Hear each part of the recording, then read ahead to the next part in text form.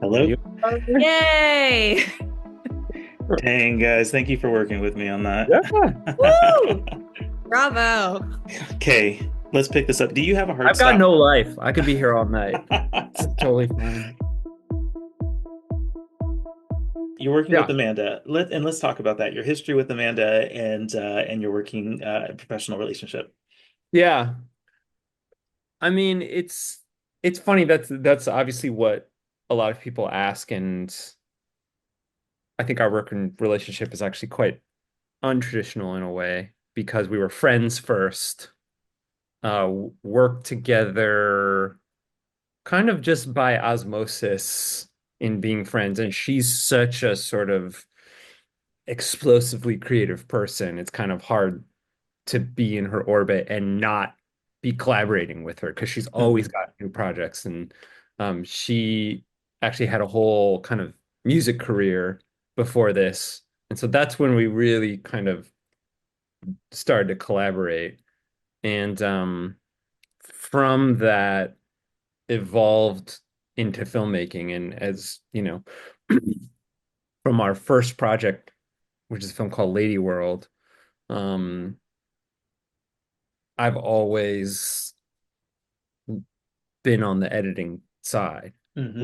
which is to say editing the film, but also when she ideates and develops the scripts, I kind of that's when the editing process begins.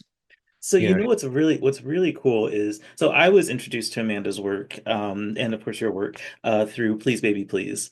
Mm. When that was doing the film festival circuit, it played at one of the local genre festivals, and I had no idea what I was getting into, and I just gravitated so much to that film. Um, it's just like this infectious experience for me. I loved it, loved everything about it. Oh, thank And you. it's cool now that Demi Moore is getting so much I attention, right? know. How She cool. deserves it. Absolutely, absolutely. Yeah. So that's the only one that I've seen from you guys at this point. Okay. But knowing that experience, when I saw it by design, I'm like, or when I saw that by design was coming to Sundance, I'm like, I cannot wait to see what they do here. And what really impresses me is the consistency in tone and consistency in filmmaking style that Amanda has. There's Hmm. so many things that feels very similar to Please Baby Please in all the right ways. So like can you tell me more about how you guys like craft that style of storytelling and what that looks like in editing? I mean, it's my mind is racing to try to like think of all the different elements of like why there is that overlap. Uh, And really it really just comes back to Amanda and mhm, her weird brain and her sense of humor mhm. and really what happens when the actors come and kind of like uh push it into human physicality and gestures and stuff. Yeah, so Yeah. it gives me back to the question that I asked you earlier, which is like when it comes to the editing, what do you want and hope that people might notice about the editing in this, and maybe if you can outline some crossovers between the two that you might recognize Yeah. yourself. No, and I think there too that is I would like to think that the edit does really contribute to the kind of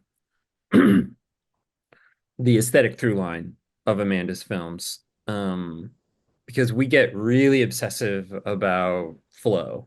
Hmm. And, you know, both her and I are quite, find ourselves quite bored, to be honest, with kind of like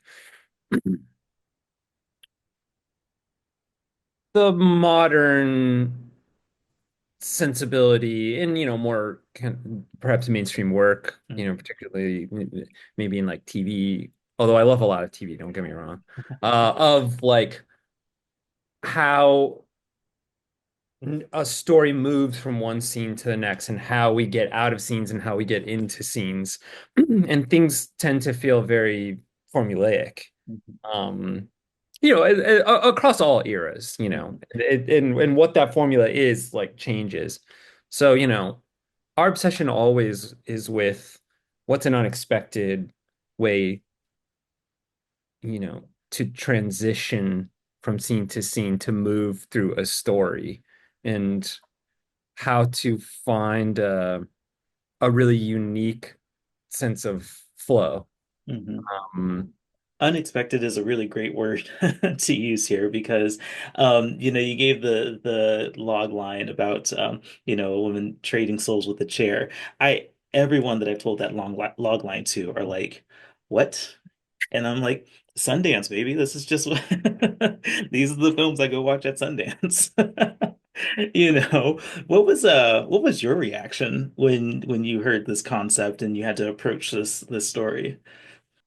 I was like, I mean, Amanda always tells me the next film she's gonna write, and I'm always like, don't do that. And then I'm always proven wrong, because I had no idea the how deeply she was gonna explore this totally absurd idea. Hmm. Oh yeah, Um, it's it's great. It really you it's know? there's so much depth to it, and like the Yeah. log line, it communicates all the absurdity, but what you dive into after the log line is so much more human, Yeah. um, and I think that that's amazing.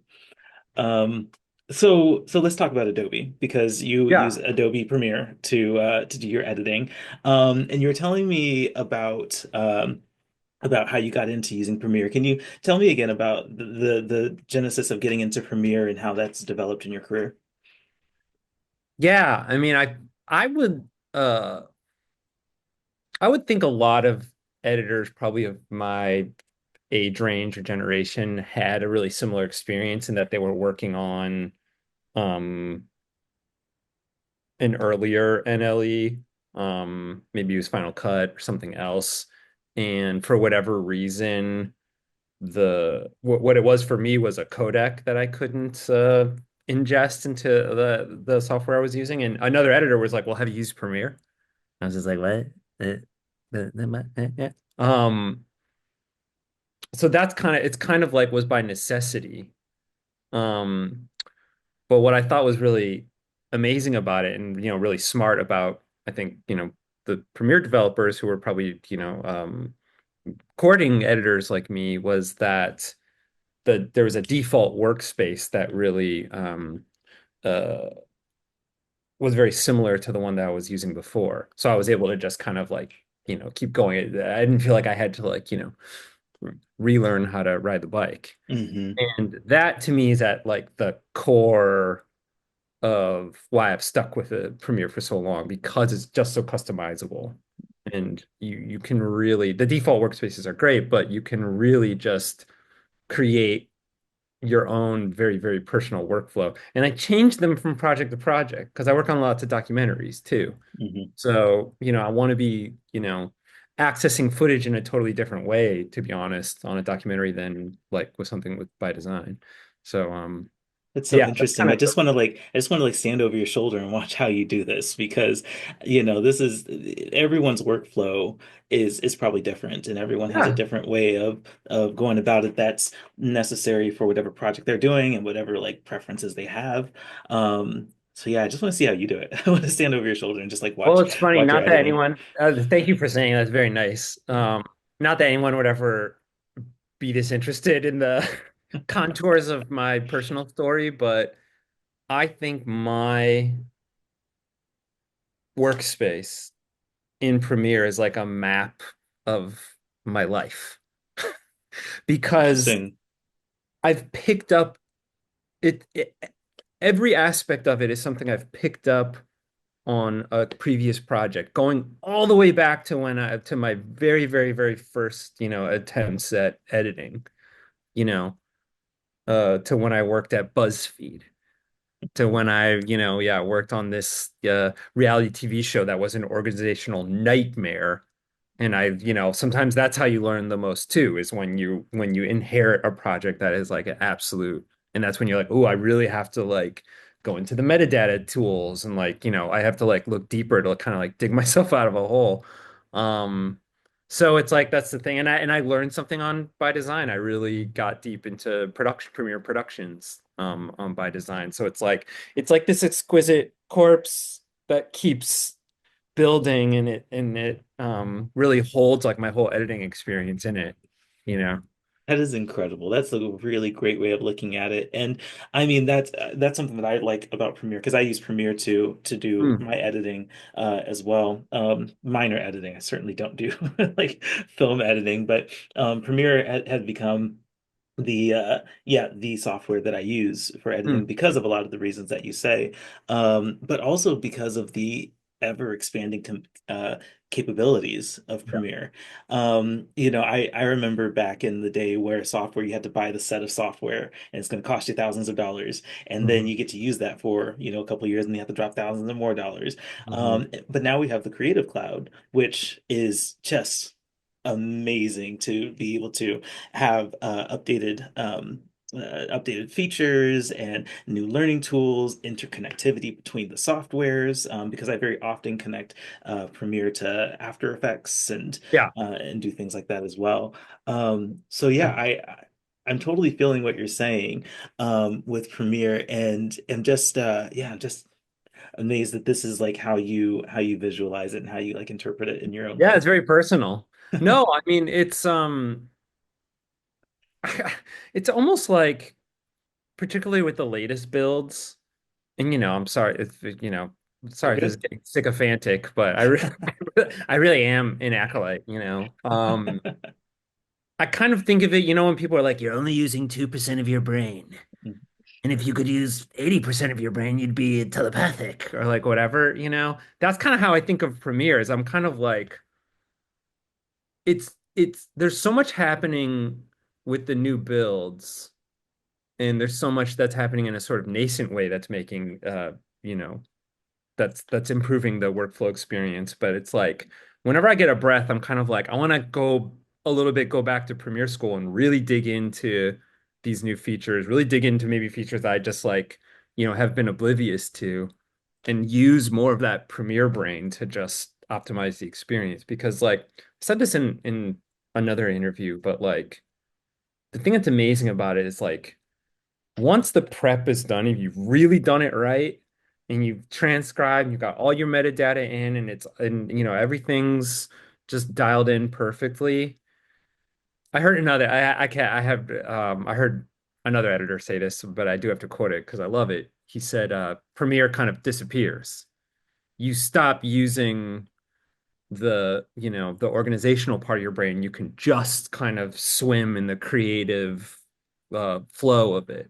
And that's why I think a proper NLE should be. You don't want to have to think about like changing modes, and I don't know, like a lot. You want to like move to the other side of your brain. That's I think really it's great cool. for that. No, that's an interesting way of explaining it, and it's starting to make me reflect on like my own projects and the things that I've worked on. I started editing commercials recently for my day job, Okay. and what a process! It was kind of cool because this was my first time actually working with a set and a real cinematographer and Mm. like actually having like all the production dialed in, and now I Mm. have this great footage and I need to work with it responsibly, right? And like Yeah. make it look good. Yeah. And I'm taking a lot of what you're saying here and like kind of applying it to that and thinking about how I can do it better. So this is an educational experience, Benjamin. Yeah. Like you're just kind of teaching me. And so it on that note, what is one piece of advice you would give to someone wanting to level up their editing capabilities with Premiere? The first thing I would say right off the bat is like productions to me has been a revelation, and it has improved all the issues I had with like workflow and it's with performance, which I would not put on Premiere. I think it's just like the machinery of like everything, the hardware and the kind of footage and the volume of sequences and stuff. Like all those issues are gone now. And productions just sort of it declutters the process, and is just a really ingenious way, I think, to organize and work on it. And I know you like to get in the weeds, but we can't get too in the weeds. But I would put that out there. And then the other thing I would really say is just truly prep is everything. Okay.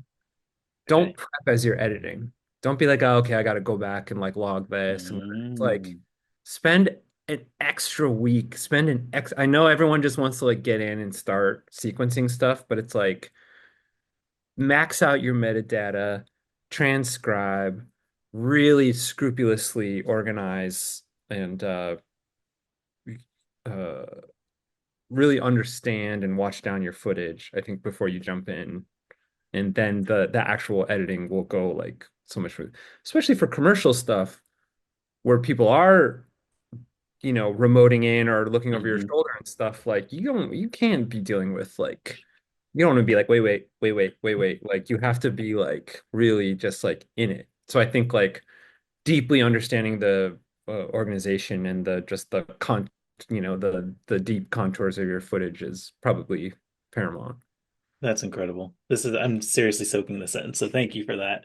Um, I'll go ahead and wrap it up. And again, thank you so much for the extra time that you give into this interview. I really appreciate It's it. fine. I'm Final like, wrap question. up. I know.